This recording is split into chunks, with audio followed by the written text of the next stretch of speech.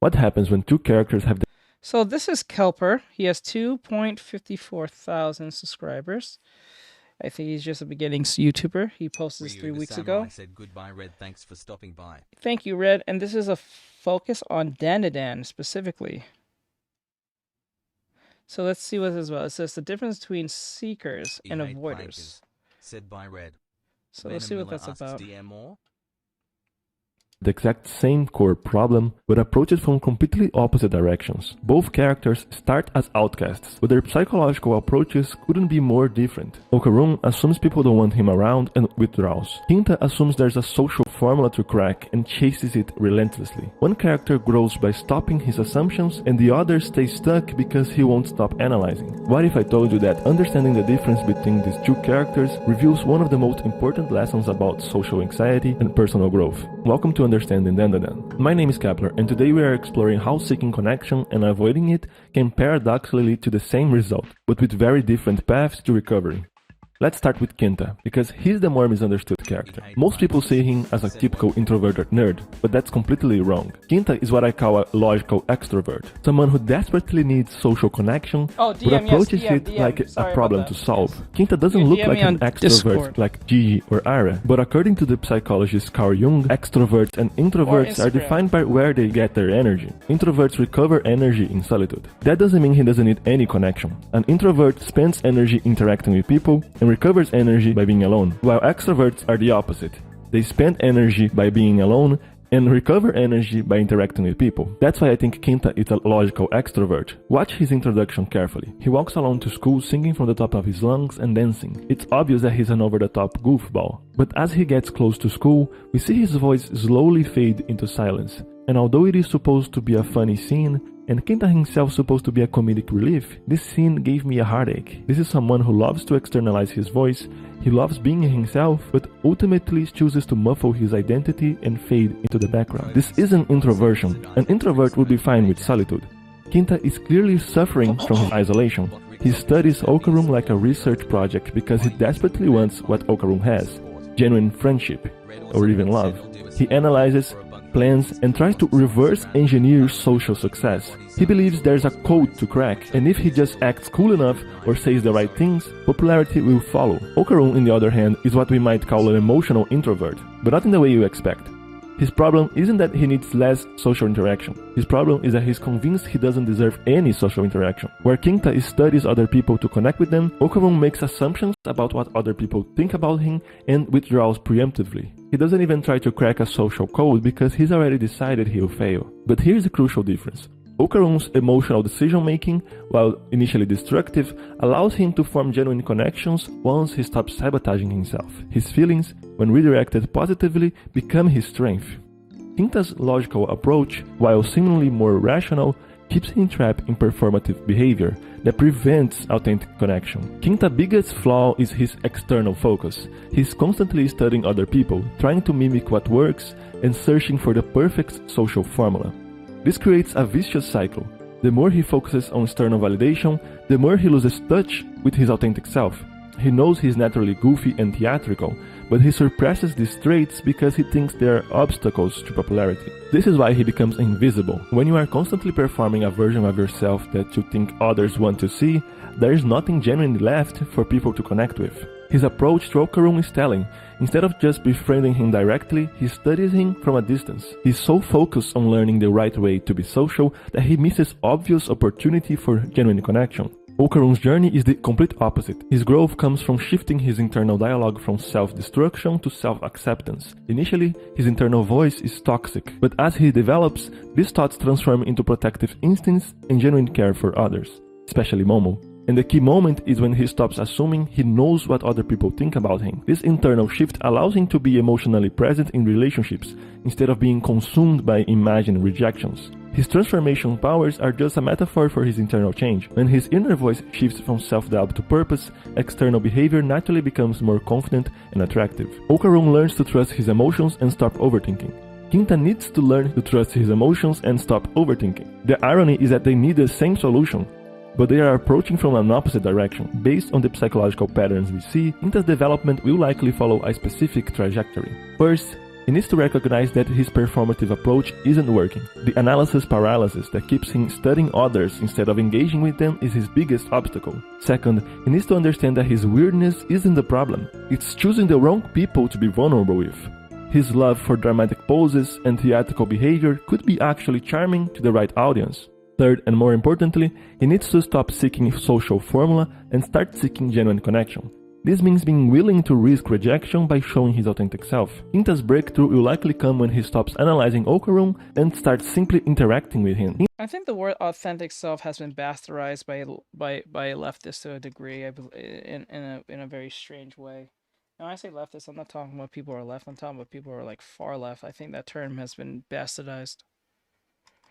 Yeah, pretty much. If you think of it, he's a JoJo fan.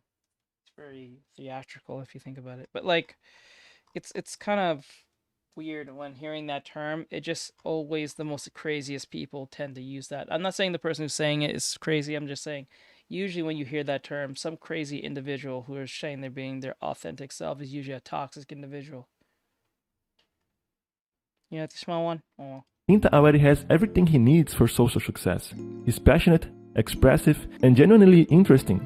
His only obstacle is his belief that he needs to hide these qualities to be accepted. If Kinta approached Okarun with straightforward honesty, he'll probably be accepted immediately. His prize was hanging right in front of him this whole time. I expect Kinta's development to mirror Okarun's, but in reverse. Where Okarun learned to redirect the internal monologue outward and work on himself, Kinta will learn to redirect the external seeking inward and start seeking for his genuine self. The end result should be the same: authentic confidence based on self-acceptance, rather than external validation. If you identify with Kinta's struggle, you're probably what I call a social seeker. Someone who desperately wants connection but approaches strategically rather than authentically. Here's the warning signs you are in Kinta mode. You find yourself analyzing successful people and trying to copy their behavior. You hold back parts of your personality because you think they are weird or uncool. You approach social situations like puzzles to solve rather than experience to enjoy. You feel like you are performing all the time instead of just being yourself. To recover from this, first, stop analyzing. Notice when you're studying other people instead of engaging with them. The goal is connection, not data collection. Test your assumptions. You might be surprised how many people actually appreciate the authenticity over performance. Try sharing something genuine about yourself and see what happens. Third, choose your connections wisely. Instead of trying to appeal to everyone, focus on finding people who appreciate your specific brand of weirdness, quality over quantity. Trying to form connections is impossible without the risk of rejection. You shouldn't fear that. Instead, use every single rejection you get to gather data about what group you belong. And believe me, there's a group for everyone in this world. Now, So technically you're becoming a YouTuber socially. See what works and what doesn't.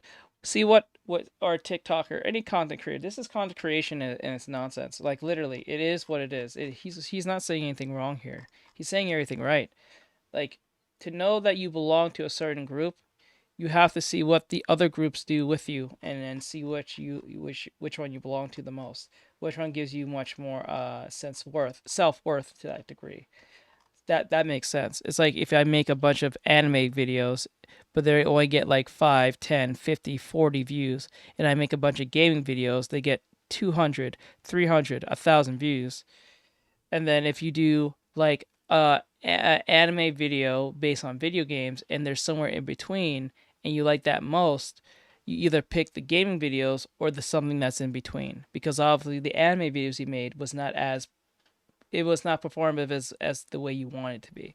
So that's where you find yourself in that mix. So if you do a mix of things or do one of the things, at least you know. Sometimes I think you should do a total of 5 different things. I think like the bigger the number of things you try, you have a bigger pool of them. But then again, you'll get stretched out. So I think what you should do is, if you say you take 10 different things you like, you do 3 of them each and see which one got the most, or at least 4. I think 4 is a good number. Do 4 of each of them, of those 10 things, and see each one how they did at the very beginning. So if you do 4 videos of say sports, and you do 4 videos of anime, 4 minutes, 4 videos of like, I don't know, computers or something you're interested in. It could be something random, but something you have interest in or you're passionate about. It could be a different things, and see how it works. And then you whittle down that 10 to 3, and then you see your top 3. Then you have your top 3 that you like, right? And then what you do is you do a total of another 4 to 5 videos for those 3 and see where they go. The one that gets the most or the 2 that gets the most, you can either combine them if possible or pick just one and stick with that one. That's how you figure that out. I literally gave you guys the prime way of doing that. That's the only way you can actually figure out if you belong in that niche, or whatever case may be, based on your interests. There you go. It's the first start out is the biggest one because it's the first step, right? But you're doing 10 things 4 times each and then seeing where they go. You whittle it down, it goes back to 3, and then you focus on those 3, do about 4 to 5 more videos and see how they react. If they are still quite this, like if one is significantly lagging and 2 are doing fine and they're kind of similar, I will try to combine them completely. But if one completely pops off, like one out of the 3 pops off more higher than expected than the other 2, that's where you're supposed to be.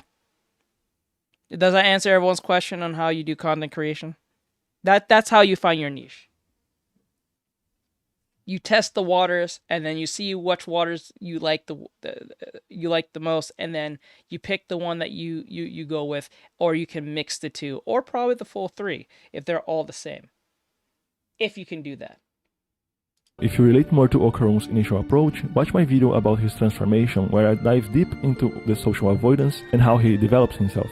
Whether you are a seeker or avoider, the solution is the same: authentic engagement based on genuine care for others. The difference is that seekers need to stop trying so hard, while avoiders need to start trying more. Both need to focus on genuine rather than perfect. The confidence paradox is that the more you chase confidence directly, the more elusive it becomes. And the more you focus on bringing value to other people, the more confident you naturally feel. This is why both characters needed to stop their current approaches and start from a place of genuine curiosity about and care for the other people around them. Kinta and Okarun represent the two sides of the same coin: the human desire for authentic connection and the different ways we sabotage ourselves in pursuing it. One seeks too desperately and one avoids too completely, but both can find their way to genuine relationships by focusing less on themselves and more on the people they want to connect. Let me know in the comments which character you relate more. That's it for this video. Until next time. Nice. Nice video. Straight to the point. I like that. I like that. I like that. I like that.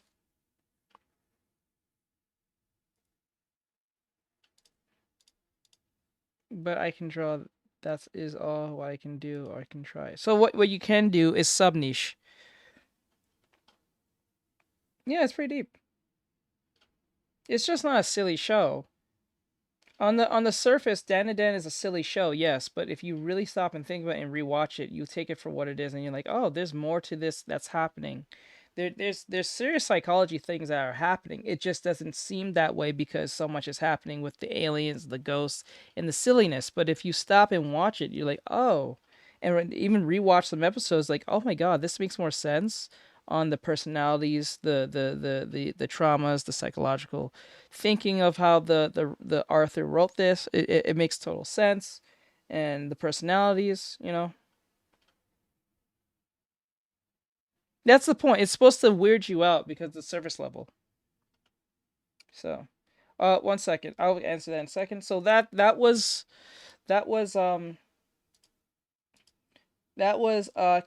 Kepler. Give Kepler a follow for those who like this video. I like these type of videos.